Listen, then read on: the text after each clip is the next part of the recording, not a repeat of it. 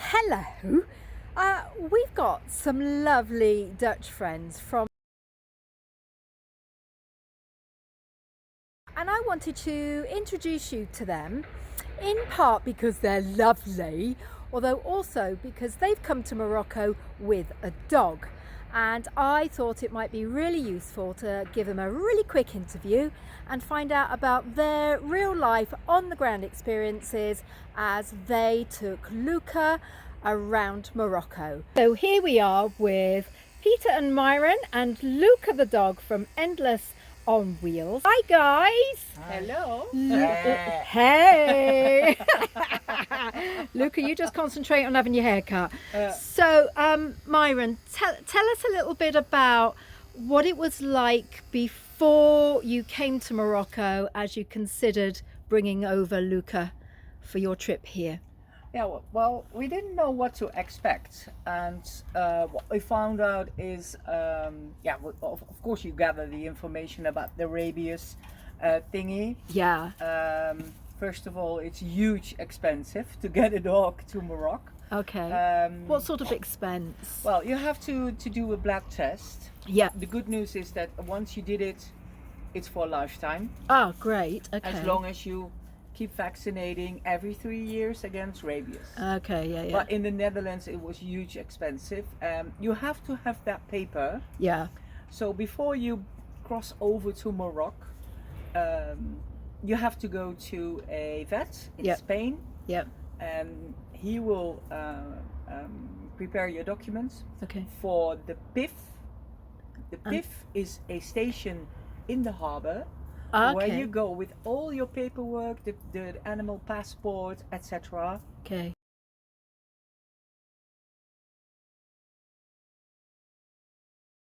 Then you just go, and you don't know what to expect because you hear a lot of stories. You do, yeah, about for sure. That Morocco is not pet friendly, about the dogs cannot come in nowhere, you cannot enter a souk.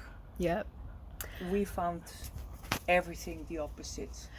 So, He is never refused. yeah. Tell us about life here with a dog and the good things you've experienced, and also maybe some of the challenges, if there have been any. Well, the people are, first of all, people are really friendly to Luka. Yeah. They want to pet him. Well, of course they do. Yes, He's gorgeous. Of course. He looks like me, right? Well, of course, yeah. And they want to pet Peter too, probably. But he is, that, of course, that helps. But I think what we see is with lots of dogs, the Moroccan are very friendly. They understand that we treat our animals in a different way Sure. than the culture here normally does. Actually, he was welcome everywhere. We've been refused, yes, twice Ah, in so, almost 3 months. so what were those refusals Yes, then? restaurants inside. Okay, yeah. It's cold, and on a terrace is never a problem. Yeah. Never. That's really good And advice. comparing to countries as Italy and Greece and Turkey, Morocco was actually the best. Ah, Yeah. that's really Yeah. interesting. So in what way do you find Morocco different to, say, Turkey? Because lots of people want to go there too. Well, Turkey is also very well organized. For example, for the abandoned dogs. Yeah. But it's not common that you take your dog to a terrace of a restaurant. Okay. You feel there a little bit more resistance, and in Turkey people are very afraid of dogs. So you Right. can't enter a souk or a market in Turkey, which is here quite easy. Yeah. We went yesterday with you Yeah. guys to Fes, For sure. which is a very narrow souk, Yeah. and well, you saw No it issues yourself. at all. No problem. Absolutely none No. at all. Yeah, great. If you were to offer our lovely viewers 3 pieces of advice about bringing a dog to Morocco that eases people's anxieties, what would you say? First of all, get everything in order. Your passport, the passport of the dog. Yeah. Make sure that is really done. Yeah. There are people who will be telling you you don't need to go to a Spanish vet. Okay. Ignore it, Okay. because we know that regulations are more strict since January this year. What you risk is a 1 week of quarantine when you leave the country. Yes. Okay. So don't think it's there's no control. There will be. Okay. Second of all, if you can buy along the way in the supermarket or whatever dog food, do it, because it's not everywhere available. Okay. So make sure you have a lot, enough for the coming weeks in Yeah. your garage. Yeah.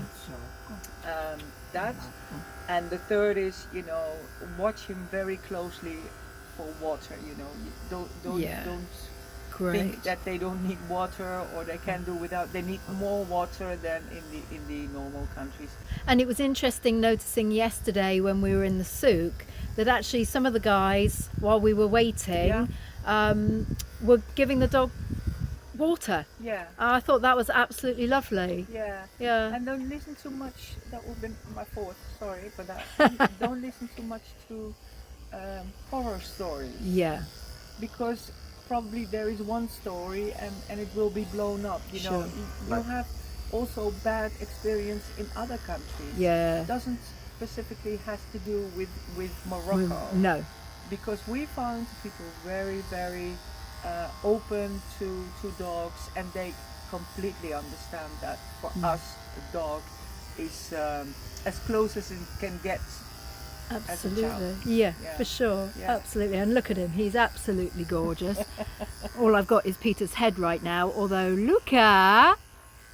Well, listen, guys, I hope that has given you a bit of confidence. Actually, speaking to some, very experienced travellers here who have been to Turkey, who have been to Greece.